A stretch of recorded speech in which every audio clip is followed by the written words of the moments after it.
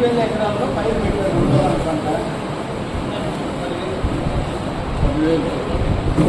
10,000 ఎకరాల్లో రెండవ పంట అమలు చేసిందంట. మన మండలంలో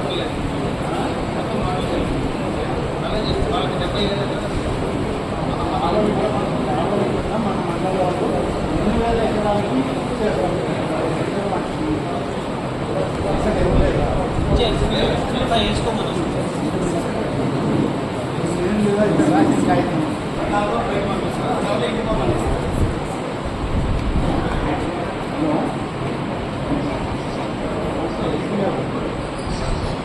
ఖమ్మం మండలంలో 13 కిలోమీటర్ల దాకా ఉన్నటువంటి పవర్ సప్లై ఎట్లుంది ఇప్పుడు?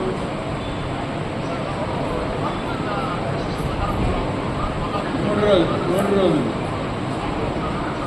ఓకే. ఇప్పుడు దాన్ని పెంచడానికి ఉందా మీకు?